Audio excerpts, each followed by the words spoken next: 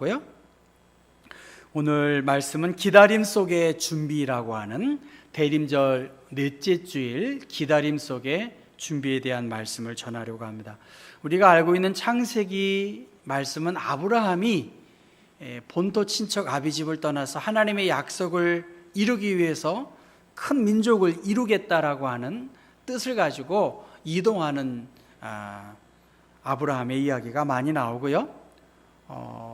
창세기 17장의 말씀 보면 아브라함이 아브라함으로, 사레가 사라로, 열국의 아비와 어미로 큰 민족을 이룰 것이다 라고 하는 하늘의 음성을 듣게 됩니다. 그 음성을 들은 아브라함은 90세가 된 사라가 어떻게 아이를 낳을 수 있습니까 하면서 허탈해하며 웃었습니다. 그럼에도 불구하고 하나님께서는 아브라함과 그 족속들에게 할례를 행하라고 해서 99세의 나이에 할례를 행하는 아주 참 묘한 그러한 풍경들이 17장에 맞춰지고요. 오늘 본문 19장은 마물의 상수리 나무 아래서 하나님께서 아브라함에게 나타나신 거예요. 우리는 독자로서 이 성경을 읽으면서 하나님께서 아브라함에게 나타나셨지 이렇게 알 수 있지만 아브라함은 그걸 몰랐던 것이죠. 그래서 장막은 텐트입니다. 텐트에 이 정오 오침을 한 거예요. 잠자리, 너무 더우니까 그 사람들이 이렇게 낮잠을 자기도 한단 말이죠. 낮잠이 들 무렵에 밖에서 세 사람이 그 문 앞에 와 있는 것을 아브라함이 보게 된 것이죠. 그러니까 아브라함이 어떻게 했나요?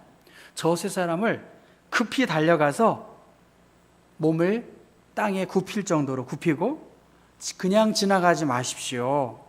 그리고 당신들 발이 굉장히 피곤할 테니 발을 저 물에 씻고 나무에서 쉬어가도록 그렇게 정중하게 초대하는 것이 오늘 본문의 내용입니다. 그들을 그렇게 초청해 놓고 아브라함은 사라에게 이제 가는 거예요. 사라에게 가서 빵을 좀 구워서 저 손님들에게 대접할 수 있도록 그 떡을 만들도록 했고, 또 좋은 송아지를 잡아서 하인들에게 요리를 급하게 하도록 그렇게 해서 정성스러운 빵과 또 습이라고 하겠죠. 그 습을 가지고 이 세 사람에게 이렇게 선대하는 그 장면이 오늘 본문의 내용입니다. 아브라함의 이 정성스러운 환대를 그들이 잘 받으면서 물어보는 거예요. 당신의 아내 사라가 어디에 있습니까? 당신의 아내, 내가 내년 이맘때에 다시 올 것인데 당신의 아내에게서 아들을 낳을 것입니다. 이렇게 이야기를 해주고 있는 거예요. 그 이야기를 저 뒤편에서 듣고 있던 사라가 어떻게 해요? 기가 막힌 거지요. 이 불임으로 고통 속에 있었고 그 아이를 낳으려고 하는 그 꿈 같은 이야기들, 남의 말이니까 저렇게 생각 없이 쉽게 하나? 그냥 덕담 정도겠지 하는 생각, 그리고 니네들 보기에 내가 아이를 낳을 수 있을 정도 같이 보여? 이러한 여러 가지 생각이 오버랩 됐을 것이라고 봅니다. 그러한 사라의 모습, 웃음소리를 듣고 사라가 왜 웃느냐? 내가 늙었거늘 어떻게 아들을 낳을 수 있겠습니까? 라는 설명을 했지만 아니다. 여호와께서는 능치 못할 일이 없으신 분이시다 하면서 이 세 사람 중에 하나님이시겠죠. 하나님이 힘주어서 여호와께서는 능치 못할 일이 없어. 네가 어떻게 웃을 수 있니? 저 안 웃었는데요? 아니야, 너 웃었어. 그렇게 좀 재미있게 이야기 나가는 것이 본문의 상황입니다. 여러분, 마물의 상수리 나무 아래서 이미 롯과 헤어져서 정착한 것이 저 헤브론 마물의 상수리 나무 지역 부근입니다. 아브라함은 그 마물의 상수리 나무에서 하나님을 위한 제단을 쌓은 곳이에요. 저곳이 그냥 아무런 곳이 아니라 적어도 아브라함은 그 노년의 때에 힘들고 분주하고 나그네와 같은 인생길에서 하나님을 예배하는 예배자로 그가 쓰임을 받았던 곳이고요. 그리고 그 마물의 상수리 나무에서 세 명의 사람들을 아주 극진하게 대접하는 그 내용이 나와 있습니다.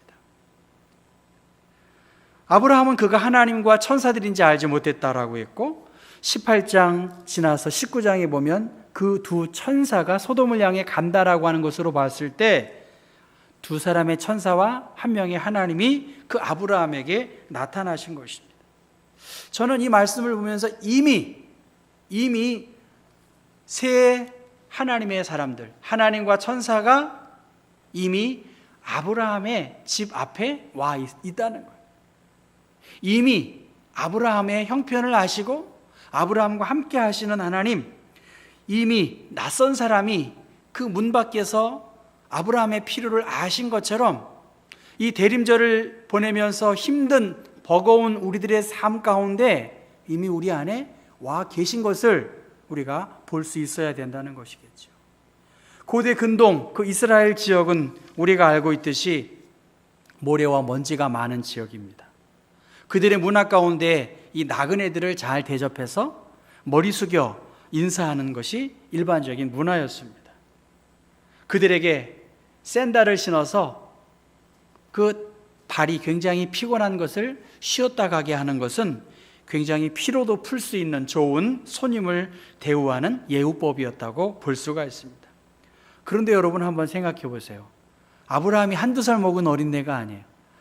99살의 할례를 행하고 그리고 99, 100 이 나이에 아브라함이 저 세 명의 사람들을 바라보고 연령도 나이도 직업도 묻지 않고 그들을 보고 어떻게 하나요? 2절의 말씀 보니까 달려나갔어요.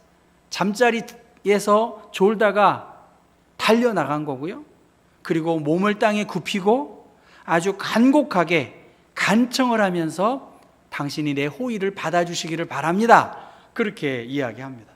반대가 돼야 되지 않겠어요? 이 나그네들이 아브라함에게 아브라함 선생, 내가 좀 이곳에서 좀 쉬었으면 좋겠습니다. 우리들에게 먹을 물도 좀 주시고 발 씻을 물도 좀 주시고 우리가 너무나 지치고 피곤합니다. 이렇게 요청을 해야 될 텐데 이제는 아브라함과 아내 사라가 그리고 하인들이 땀을 흘리면서 이들을 선대하는 호의를 베풀고 그것에 대해서 아브라함이 적극적으로 가축대에게도 그냥 가는 게 아니에요. 달려갔다고 했고요. 또 하인들도 급히 요리해서 먹습니다. 그들의 먹는 모습을 아브라함은 서서 지켜보고 있는 것이죠. 여러분, 무더운 날 뭐 급할 게 뭐가 있겠어요? 천천히 해도 될 텐데 아브라함은 정말 최선을 다해서 혼신의 힘을 다해서 이 세 사람을 자기의 집에 이미 와 있는 그들을 최선을 다해서 섬기고 호의를 베풀었다는 거예요.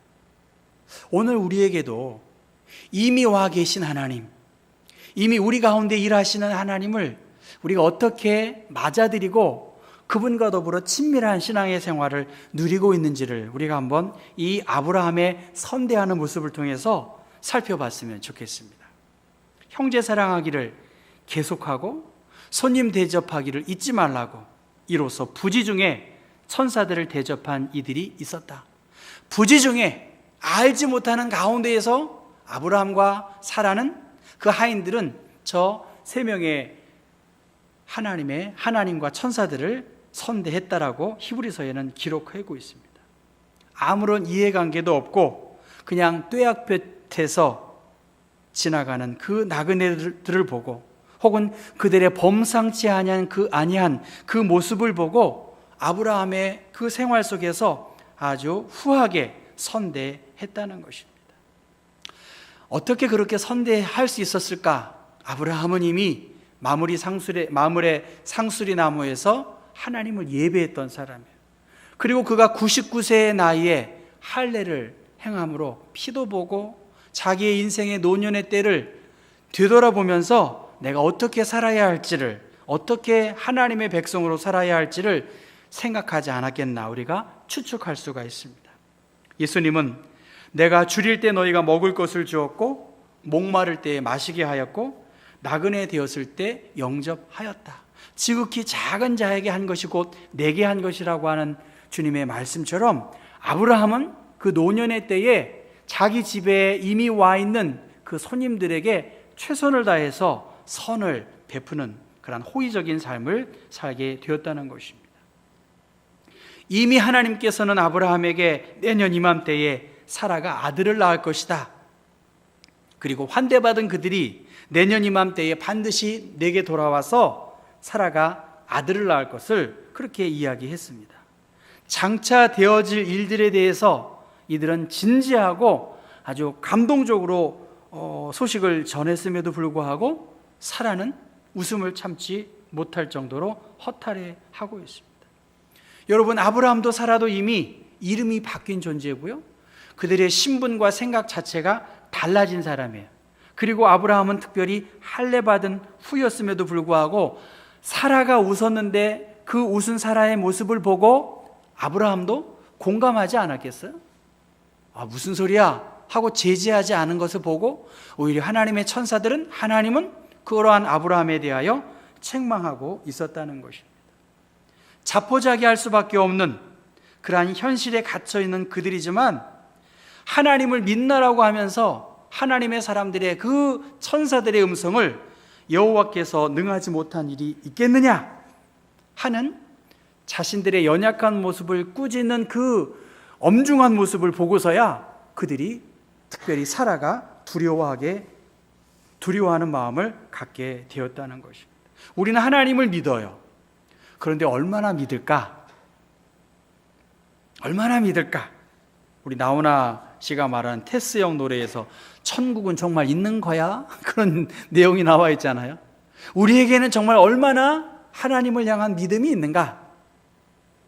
오늘 아브라함과 사라의 모습을 통해서 여호와께서는 불가능하신 일이 없다라고 말했고, 예레미야 선지자를 통해서 주께서 큰 능력과 펴신 팔로 천지를 지으셨다. 주에게는 할 수 없는 일이 없다라고 말씀하셨음에도 불구하고 이미 하나님께서 아브라함에게 계속해서 개입하셨거든요.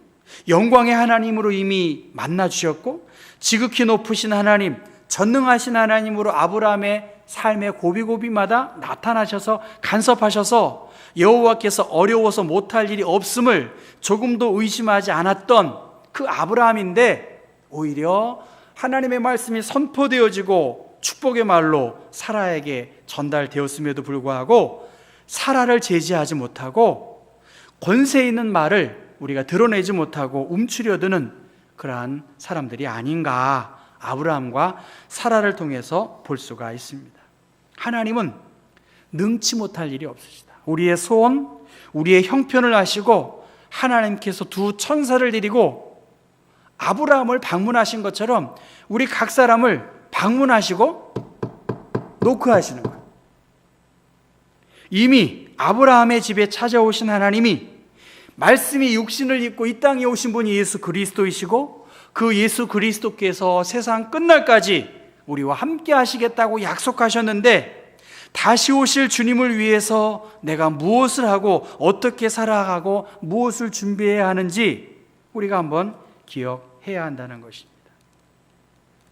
여러분, 정현종이라고 하는 시인이 방문객이라고 하는 시를 썼습니다. 사람이 온다는 건 실은 어마어마한 일이다. 그는 그의 과거와 현재와 그리고 그의 미래와 함께 오기 때문이다. 한 사람의 일생이 오기 때문이다. 어마어마하다는 거예요. 필경 환대가 될 것이다. 하나님이 인간의 몸을 입고 나를 위해서 이미 우리 가운데 오셨다는 것은 이러한 어마어마한 일보다 더 어마어마한 일이고요, 그 어마어마한 주님이 우리 안에 오셨을 때 우리는 어떻게 해야 돼요? 환대하자는 거예요. 호스피텔러티라는 거잖아요. 환대하는, 따뜻하고 아주 감격스럽게 맞이해야 되지 않겠냐는 거예요. 여러분들이 교회에 오시는 이 걸음이 얼마나 귀해요. 그렇기 때문에 교회에 오는 우리 안내위원들에게 제가 정중하게 맞자고 아주 손을 꽉 잡아주고, 요새는 손잡으면 안 되죠. 손잡으면 안 되죠. 마음으로 따뜻하게 그렇게 맞자고 제가 예배 안내위원들에게 그렇게 기도합니다. 한 사람이 우리 가정에 방문하는 것 어마어마한 일이고요, 한 생명이 주님께로 돌아오는 것 더 어마어마한 일입니다. 코로나 상황 속에서 우리는 걱정하고 염려하면서 어떻게 살아야 하지? 손 놓고 있는 경우가 많이 있습니다. 오늘 하나님께서 혹은 천사들을 통해서 여호와께서 능하지 못한 일이 있겠느냐? 이렇게 말씀하세요. 우리는 어떻게 반응할까요? 사라처럼 웃을까요? 그렇게 웃는 사람들이 우리 주변에 있다면 우리는 아브라함처럼 같이 공감할 것이 아니라 아니다. 하나님은 살아계시고 능치 못할 일이 없으시다. 사라의 웃음에 공감하지 않고 사라에게 아니다. 하나님께서는 능치 못할 일이 없으시다. 하고 말할 수 있는 사람이 바로 아브라함이어야 되는데 아브라함 또한 공감하고 있다는 것입니다. 이미 하나님을 예배하고 할례를 통해서 그가 헌신의 결심을 했음에도 불구하고 연약한 아브라함의 모습을 하나님은 보면서 그렇게 하지 말라고 이야기하고 있습니다. 세상 사람들도 선한 행동을 참 많이 합니다. 그런데 하물며 하나님은 우리를 눈동자처럼 보살피시고 우리의 필요를 아시는 그 하나님께서 하나님의 사랑을 우리에게 보여주신 것처럼 우리를 통해서 누군가 하나님의 사랑을 기대하고 얻기를 원하고 계시다는 것입니다. 마라톤 같은 인생, 소풍 같은 우리들의 인생의 마지막 때가 다가올 것이고 그때는 주님 앞에 상 받을 날이 있는데 우리가 어떻게 이 하루하루를 보내야 되겠냐는 것이죠. 빌 게이츠가 세계에서 제일 부자랍니다. 세계에서 제일 부자인데 지금은 누가 제일 부자예요, 여러분? 저도 모르겠어요. 빌 게이츠가 하도. 근데 지금은 빌 게이츠가 제일 부자가 아니래요. 그의 주식이 떨어져서 부자가 아닐까요? 그게 아니라 그가 많이 가지고 있는 것을 예를 들면 백신 개발을 위해서 아프리카를 위해서 많은 돈을 기부했다는 거예요. 그러니까 기부해가지고 지금 1위의 자리에서 밀려났다는 거예요. 어떤 사람이 그 빌 게이츠를 인터뷰합니다. 빌 게이츠, 당신 서운하지 않아? 1등 자리를 놓쳤으니? 그랬더니 빌 게이츠가 이렇게 말해야 돼요. 내가 그 1등 자리에서 빨리 내려오지 못한 것이 미안하다고. 그렇게 나누고 인류의 복지와 향상을 위해서 빌 게이츠가 이바지하니까 빌 게이츠 상이 없겠습니까, 여러분? 그런 것처럼 우리의 인생의 마지막 때에 누군가를 위해서 선의를 베푼 그 사랑의 손길을 하나님이 외면하시겠냐는 것입니다. 단골 식당을 선택하는데 기준이 있다고 합니다. 여러분의 단골 식당이 있나요? 기준이 있다는 거예요. 음식이 맛있거나 가격이 저렴한 식당, 그것이 하나 있고요. 두 번째는 가까운 곳, 그리고 아는 사람이 운영하는 식당 혹은 내가 거기에서 일한 경험이 있는 곳, 그리고 식당이 깨끗하고 음식이 굉장히 정갈한 곳. 다섯 번째는 주인 혹은 종업원이 친절하고 예의 바른 곳. 이 5가지 중에 어느 곳을 단골로 여러분 선정하겠어요? 여러분 같으면. 최우수 권사님. 2층만 가실 거예요? 어디?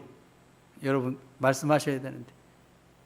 우리 권사님 어디 가실래? 제 말 이야기 5가지 중에 가성비가 좋은데 가까운 곳에, 음식이 정갈한 곳에, 혹은 아는 사람이 있는 곳에, 주인과 종업원이 친절한 곳에.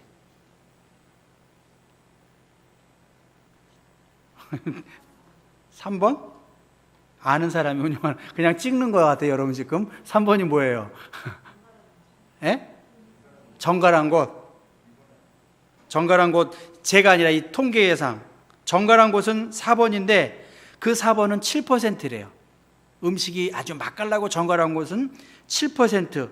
3위예요. 3위. 아니야, 4위입니다. 4위. 제일 5위는 가까운 곳은 5위야. 가까운 곳이 곧 단골이 될 수는 없는데 제일 많은 곳은 주인 혹은 종업원이 친절하고 예의 바른 곳에 가서 단골로 정한대요. 여러분 가보셨나요? 고급 음식점 가면은 머리 큰 숙인 사람이 앞에서 이렇게 탁 주잖아요. 저도 몇 번 먹어봤어요. 그러면 뭐 어떻게 하나? 그 사람이 음식만 주나요? 그러면서 막 설명도 하고 막 그렇게 하잖아요. 주인이 친절하거나 예의 바른 곳에 사람들이 단골을 정해 간다는 거예요. 저 같으면 어디 갈까요? 예?